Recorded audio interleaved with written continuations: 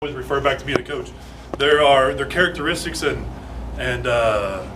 all the players that we really try to coach up and preach, and it's always something we have to go back and read and hit multiple times to reinforce it.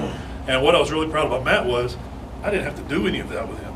All of these characteristics that we try to do with our players, and this dude knocked him out of the park already. There were already fixtures in the way that he was. Intelligent, well-spoken. One of the things I enjoyed about Matt in my class is we would sit there and we could have an intelligent conversation. Not that I can't do that with some of the other people, but I don't want to say that I can't. But me and Matt could have, good conversations about stuff that we were talking about in class or stuff that he was doing in class. So I really appreciated that. Integrity. I knew that I could put Matt on an assignment, and Matt was going to do his best, not Google's best. And that was refreshing to me that I wasn't having to sit there and look over Matt the entire time to make sure that he's doing what he's supposed to be doing. His integrity came to the forefront, and he did that on his own. Disciplined, did what he had to do, when he had to do it, and did it the same way every time. I always use Bobby Knight's definition of discipline, and that's what it is. Do what you have to do, when you have to do it, and do it the same way every time, and that's what Matt did. Dedication and perseverance.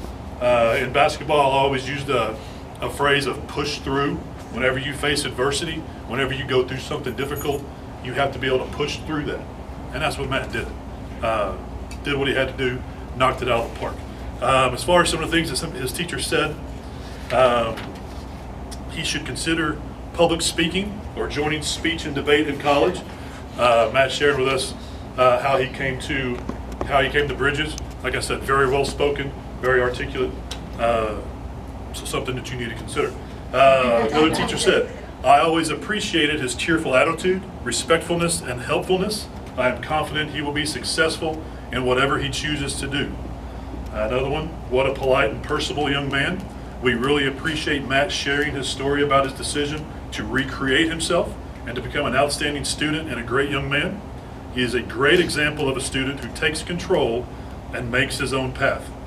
The last one, a joy to have in class, always has a great attitude and smile on his face.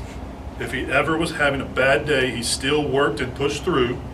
He took an extra math course to help further his future goals. So just I thought it was interesting. I had my list of adjectives about him before the teachers gave me their stuff.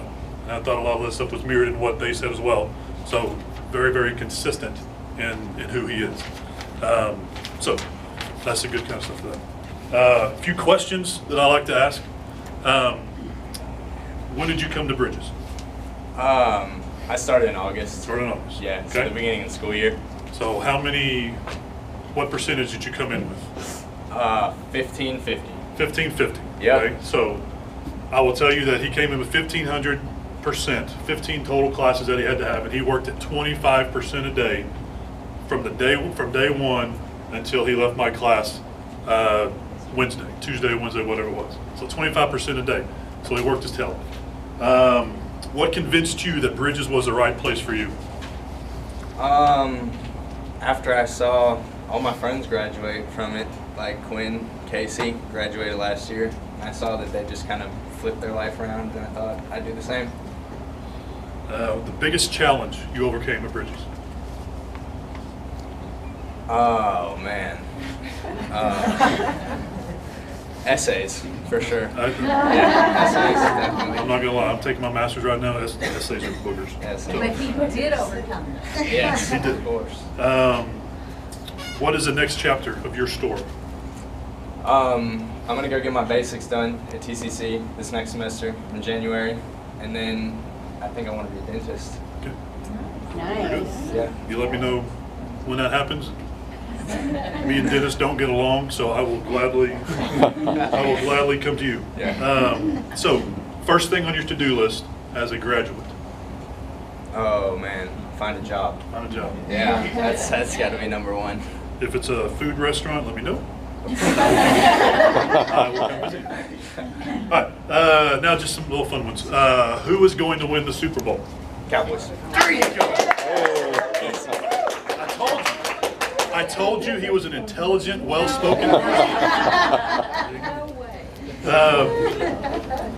If you could only eat one meal for the rest of your life, what would it be? Mac and cheese. Mac and cheese. You and my son would get along really well. Oh yeah. If you were stranded on a tropical island and could only have two things with you, what would they be?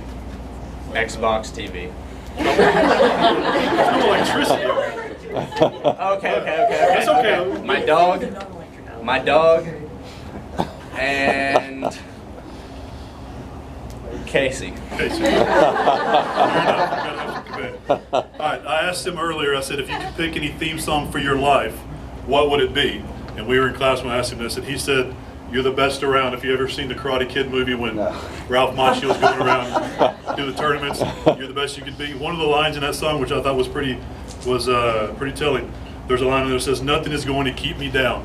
I think that's very fitting about Matt. He's going to make his mind up to do something, and he's going to accomplish that. So while he's moving his car,